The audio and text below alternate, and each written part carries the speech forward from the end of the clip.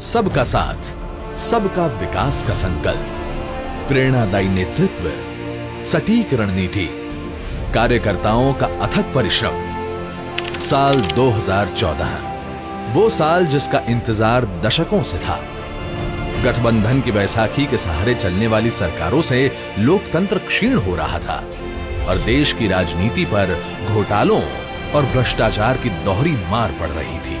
ऐसे समय में एक जनप्रिय नेता ने देश के आम लोगों से सीधा संवाद किया, उनके दर्द को समझा और भ्रष्ट सरकारों के दलदल में कमल खिलाने का भरोसा पैदा किया।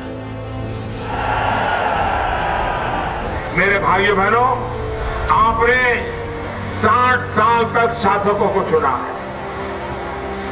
देश को अब शासकों की जरूरत नहीं है, देश को सेवक की जरूरत है, सेवक की। फिर क्या था, जनता के अपार जन समर्थन से देश में 30 साल बाद पूर्ण बहुमत से नरेंद्र मोदी की सरकार बनी और इस बदलाव के साथ ही देश में एक नए युग की शुरुआत हुई।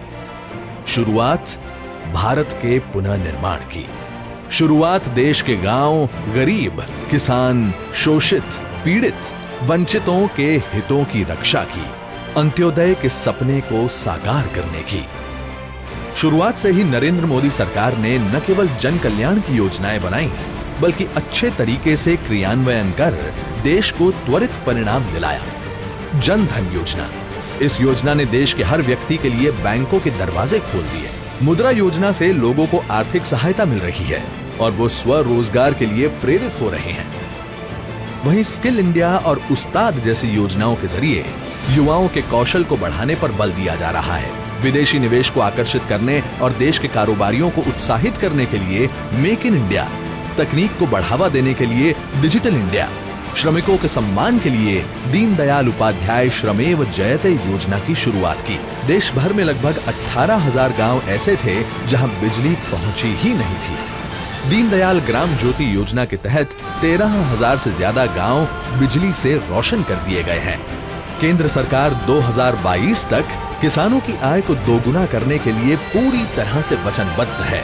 खेतों में पैदावार बढ़ेगी तो किसान की आय भी बढ़ेगी। लिहाजा सरकार सॉइल हेल्थ कार्ड योजना के माध्यम से मिट्टी की जांच करा रही है और फसल उसी के अनुरूप लगाने की सलाह किसानों को मिल रही है। हर खेत तक पानी पहुंचाने के लिए कृषि सिंचाई योजना को शुरू किया गया है। किसान के हितों की सुरक्षा के लिए प्रधानमंत्री फसल बीमा योजना लाई गई है। सरकार की बेटी बचाओ बेटी पढ़ाओ योजना के जरिए न केवल देश में शिशु लिंग अनुपात में बढ़ोतरी दर्ज की जा रही है, बल्कि सुकन्या समृद्धि योजना के जरिए लड़कियों के भविष्य को भी सुरक्षित बनाया जा रहा है। उज्ज्वला योजना के तहत गरीब महिलाओं को मुफ्त LPG कनेक्शन दिया गया है ताकि उन्हें खाना पकाते समय धुएं से मुक्ति मिले। प्रधानमंत्री नरेंद्र मोदी के अथक प्रयासों ने न केवल व्यवस्था में नई जान फूंक दी है, बल्कि अंतर्राष्ट्रीय स्तर पर भी दुनिया का नजरिया भारत के प्रति बदला है। वहीं दूसरी ओर भारतीय जनता पार्टी भी लोकसभा में अप्रत्याशित जीत के बाद आराम की मुद्रा में नहीं दिखी, बल्कि आगामी चुनावों में भाजपा और सशक्त कैसे बने, मोदी सरकार की जन कल्याणकारी योजनाओं को जनता तक पहुंचाने में पार्टी कैसे मददगार बने, जन आकांक्षाओं के प्रति पार्टी और अधिक जवाबदेह कैसे बने, कार्यकर्ता उत्साहित हो, संगठन व्यवस्थित हो, नेतृत्व पर जनता का भरोसा हो, आगामी चुनाव प्रबंधन चुस्त दुरुस्त हो, मन को मत में कैसे बदला जाए और उसे पोलिंग बूथ तक पहुंचाने की सारी बातों पर मंथन करते हुए आगामी समय के लिए भाजपा ने कई कार्य योजनाएं बनाई, जिसमें सबसे पहले ऑनलाइन सदस्यता अभियान के जरिए भाजपा को विश्व की सबसे बड़ी पार्टी बनाने का लक्ष्य रखा गया। पूरी टीम ने इस महत्वाकांक्षी लक्ष्य को प्राप्त करने के लिए दिन रात कठिन परिश्रम किया। इन अथक प्रयासों का ही प्रभाव था कि पार्टी ने पूर्व में सारे कीर्तिमानों को तोड़ते हुए लगभग 11 करोड़ से ज्यादा सदस्यों वाली पार्टी बन विश्व में नया कीर्तिमान स्थापित किया।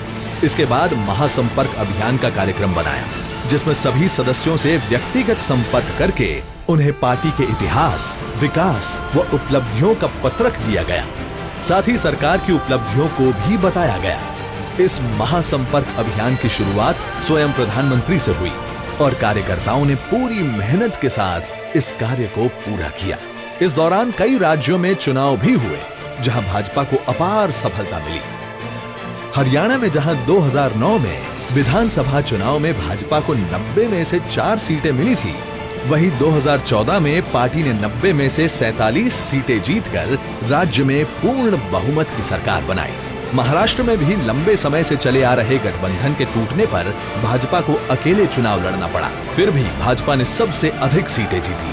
2009 में जहां भाजपा को 248 में से मात्र 46 सीटें मिली थी, वहीं 2014 में 122 सीटें जीतकर सरकार बनाई। झारखंड में भी पूर्ण बहुमत के साथ भाजपा सरकार बनी। 2009 में जहां भाजपा को 81 सीटों में से 18 सीटें मिली थी, वहीं 2014 में 37 सीटें मिली। जम्मू कश्मीर में भी भाजपा को सर्वाधिक मत प्रतिशत मिला। बिहार चुनाव में सभी विपक्षी दलों के ध्रुवीकरण के बावजूद पहले की अपेक्षा मत प्रतिशत में काफी बढ़ोतरी हुई है। 2010 चुनाव में जहां वोट शेयर 16.5% था, वहीं 2015 में 24.4% रहा। ऐसे में पार्टी भी पूरी जिम्मेदारी के साथ जनता के और करीब आने के लिए संगठन का विस्तार और सुदृढ़ीकरण के लिए अथक प्रयास करने लगी। पहली बार राष्ट्रीय, प्रदेश, जिला एवं मंडल स्तर पर कार्यकर्ताओं के प्रशिक्षण का आयोजन किया गया। इतना ही नहीं, दूसरे राज्य में अलग अलग दल की सरकारों के भ्रष्टाचार को उजागर करने, गुंडागर्दी के विरुद्ध आंदोलन भी भाजपा द्वारा किया गया। भाजपा को जनता से इतने करीब रहने का फायदा 2016 में भी मिला। उत्तर पूर्व, जहां पार्टी का जनाधार बढ़ाना एक चुनौतीपूर्ण कार्य था, वहां के लोग भाजपा के निष्ठा भाव से कार्य पर मोहर लगाने लगे।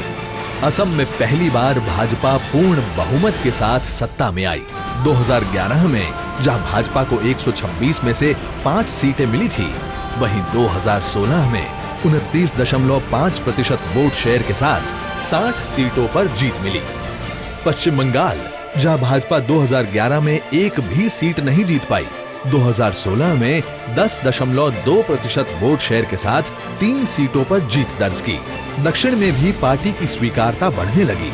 केरल वो राज्य है जहां भाजपा कभी चुनाव नहीं जीती थी, वहां भी 2016 चुनाव में खाता खुला, साथ ही 15% वोट शेयर भी मिले। पुडुचेरी, जहां भाजपा को सीट तो नहीं मिली, पर वोट शेयर में बढ़ोतरी हो रही है। भाजपा की जीत का सिलसिला 2017 में भी नहीं रुका। राज्यों में पहले से ज्यादा सुदृढ़ होकर भाजपा उभरी। उत्तर प्रदेश, वो राज्य जिसके बारे में कहा जाता है कि दिल्ली की सत्ता का रास्ता यूपी से होकर गुजरता है, उस प्रदेश की जनता ने भी भाजपा को पूर्ण रूप से अपना आशीर्वाद और समर्थन दिया।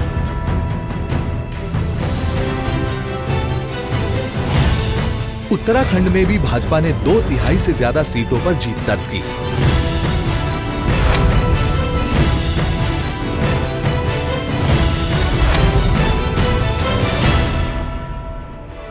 भारत के उत्तर पूर्वी हिस्से में भी लोगों के बीच भाजपा के लिए समर्थन बढ़ा है, जिसके चलते पार्टी मणिपुर में सरकार बनाने में सफल रही।